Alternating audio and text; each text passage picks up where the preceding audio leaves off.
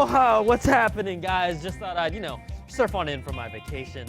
Brown Tong here, darker than normal, and we welcome you to the Apple Byte for all the good and bad inside the world of Apple. Now, we haven't talked about Macs recently, so let's jump in and start there after VRZone recently leaked the roadmap for Intel's next generation processors called Ivy Bridge. Now, the MacBook Pro and MacBook Air lines currently use Sandy Bridge dual-core processors, but Ivy Bridge would bring quad-core processors and even faster graphics capabilities to Apple's laptops. Now, Ivy Bridge is expected to launch around May, and we could see them in the next generation laptops loaded with them soon after that. We've also talked about rumors that pointed to Apple being a little cautious about moving forward with the Mac Pro desktop because of its shrinking market. But shortly after the developer's build of Mac OS 10.7.3 was released, it referenced video drivers for AMD's new graphics card called Tahiti, which is a really warm place during this time of the year, but it's also a video card that's set to be released in January of 2012. Now, Mac Gadget speculated it must have been placed there in anticipation of a new Mac Pro, since Apple historically introduces new graphics support with new product revisions for the Mac Pro. It might be a good sign, but we haven't heard a peep about the Mac Pros, which I'm waiting for, and Apple last updated it over 15 months ago.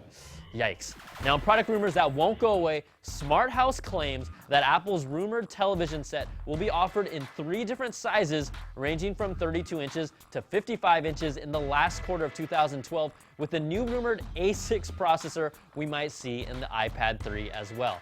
Then they start getting crazy by saying it will compete with 55-inch OLED displays and Super HD TV technology. Now, a couple years ago, an 11-inch OLED TV from Sony was $2,500, so I'm gonna go out on a limb and say it won't be an OLED screen. Bloomberg reports their sources say Apple currently has a TV prototype, but there's still a possibility it won't go past that stage. All right, we know that iOS gaming has exploded, but I wanted to take a moment to show you how some of the successful games we have known have taken things to a whole new level. Now, I know you've seen the Angry Birds plushies, they're kind of cute, but now Fruit Ninja will be selling their own plushies with the Sensei and a watermelon with a face. That guy didn't even exist in the game, but who doesn't love a watermelon with eyes? And since we mentioned Angry Birds, we should mention the fact that the wife of one of Rovio's top executives showed up to the Presidential Independence Day reception in Finland in an Angry Birds evening gown. Notice the placement of the Angry Bird eye?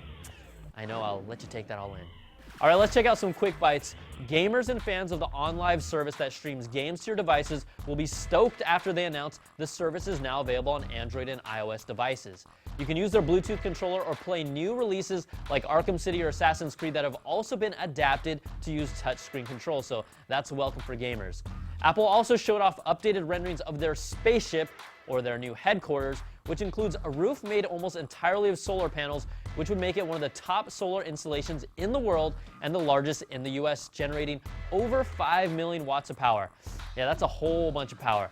And the Bege released an update to their iBooks app with a nighttime reading theme that makes it easier on the eyes to read in the dark, a full screen layout, additional fonts to choose from, and more. And finally, I can't wait to check out this bad boy from Behringer. It's an 8-foot wide, 10,000 watt iPod dock called the iNuke Boom. It stands 4 feet tall and it will cost $30,000. It will be on display at CES 2012 in Las Vegas, and I will ride it. And finally, we have to congratulate our winners for our amazing Gelaskins $25 giveaway. The correct answer to all that food that was thrown at me by the Apple Byte crew is pumpkin pie, cranberry sauce, yams, chicken, and whipped cream. And I also saved some whipped cream in my ear for a special moment. All right, congrats go to Anna Basso, Blake Suzaki, Alika Korninen, Rezwan Noor, Alfredo Harris, Josh Barzin, Arjun Kumar, Maggie Coolin, Alex Hobson, and Mike Ramirez. All right, we'll be sending out your Gelaskin code to you shortly, and that's going to do it for this week. Email us at theapplebyte@cnet.com, and we'll answer. I'm Brian Tong. We'll catch you next time for another Bite of the Apple.